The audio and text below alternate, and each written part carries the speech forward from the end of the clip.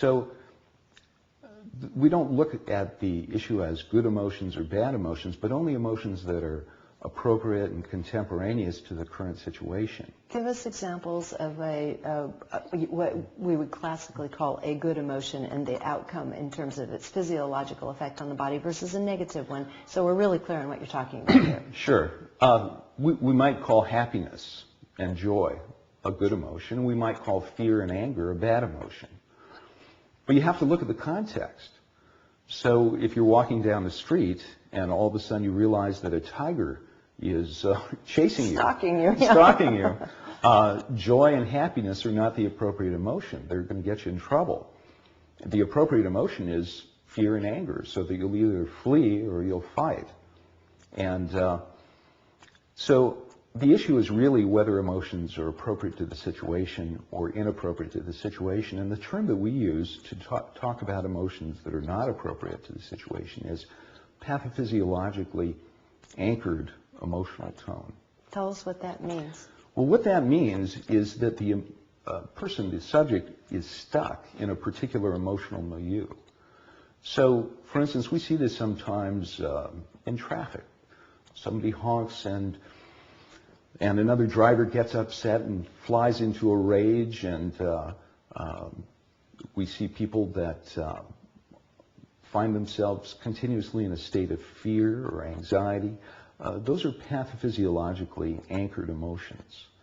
And if we look at the function of the mind-body as the expression of some informational set, then we'd have to say that when emotions become pathophysiologically anchored, there are some set of errors within that informational system. So we apply, again, the NMT clinical pathways to try to identify what those errors are. And by making this self-correcting system of the mind-body aware of those errors, it'll have an opportunity to correct them. So you're saying that the intrinsic wisdom of the being is always seeking that homeostasis and self-correction given an opportunity. That's true. That's true. And it responds to an image that is a more correct physiological state. Really what we're doing as we engage in the NMT protocol is identifying and mirroring to the patient a picture of the pathophysiology, the errors that it's making, and building an image of a more correct, a more physiological model for the body to behave in.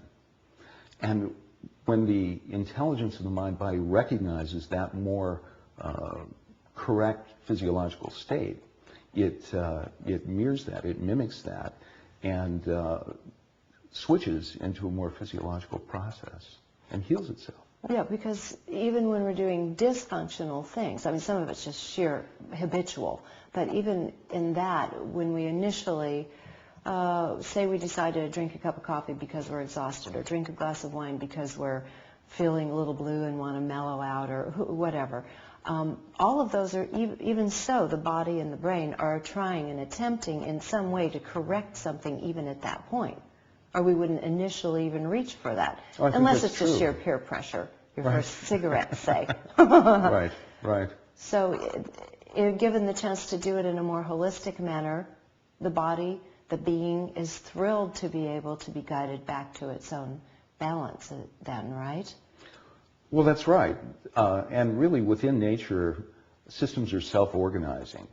And even the simplest of molecular systems organize themselves into certain configurations. Living things organize themselves at a very high level. And that organization is what guides them in the direction of wellness. And when confusion occurs within the informational system, that's what allows illness to ensue. Well, this is a very refined level of healing you've created, of wellness healing. You started out in chiropractic, as you were saying a little bit ago. That must have led you to a series of other trainings and discoveries and breakthroughs until you finally got to this point of working with pure consciousness in a very clinical way. Well, it did. My training as a chiropractor was primarily in musculoskeletal problems, spinal problems, as you might expect. And that training and the therapies that we used were primarily physical modalities, manipulation, stretching, soft tissue work of various sorts, physical therapy methods. And it was very effective, but it didn't take long in practice to realize that people had broader issues that needed to be addressed.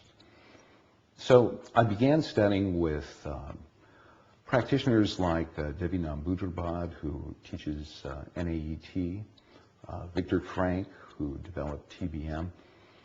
And those are methods that use radionic vials, little vials that represent allergens or represent some substance or some body process or organ. And there's a protocol that's used then to try to make corrections in body function. Are they kind of like a homeopathic imprint? Exactly, right. A homeopathic imprint on a carrier medium. And as I used this method, I found that it had some value for some patients. It had limitations. And I began studying more different types of healing. And what I recognized is that each of these methods of healing was really a metaphorical system. I did some double-blind studies with these radionic vials, and the thing that I found was that when we would test with a practitioner using these vials on a subject, and the practitioner was able to take a look at the vial and identify what it was, knew what it was, gave it to the patient to hold but not to look at, and muscle tested, that the patient was able to identify 100% of the time what those vials contained. If we blinded those vials by putting a paper sleeve around them and put an arbitrary mark so that the practitioner and the patient and the subject didn't know what was in them, what we found was that the correct identification was exactly what would be predicted by chance. So what that told me... Which is what, about 25%? Or? Well, we used 4 different vials, so 1 out of 4 times, 25% would be what chance would predict. And that's exactly what we found. Quite a drop from 100%. That's right. But then this is the key right here, isn't it? This is the turning point. Consciousness of the practitioner was transferred to the client or patient. Exactly. And you might ask, how does that happen? There's an interesting experiment that was conducted by Dean Radin. He's a physicist with the Institute of Noetic Sciences. The experiment that he did tells us a lot about the mechanism by which NMT works and by which information is exchanged between the practitioner and the patient. So in this study, they brought together subjects, 2 subjects, and those subjects would be hooked up with an EEG machine, an electroencephalograph. They'd have the subjects meditate together, and what they found is that the tracings of the EEG would entrain. They would mirror one another. Their brains would fall into synchronization. They'd fall into synchronization. So what they did at that point, after the synchronization was noted, is separate the subjects and put them into Faraday cage rooms that were light-proof and soundproof. And what the Faraday cage does is it insulates the room from any electromagnetic communication that would happen, so that there's no way, at least in classical physics, to explain what happens next. And that is that when one of the subjects was exposed to flashing strobe lights to their eyes, that the very same lighting up of the lobes of their brain that correlated to that strobe light happened not only in the person that was exposed to the light, but in the other person locked away in this insulated and Faraday caged room. So what it tells us is that there's an entanglement or communication that happens even when we're not aware of it on a mind-to-mind level. And this really is the mechanism that plays out when we produce the NMT effect with our patients. Mm-hmm. Another scientist I know of did a similar study, and this was one just for fun because he could. And they did this having the hearts hooked up between his wife, who was with friends in another part of the house, and himself.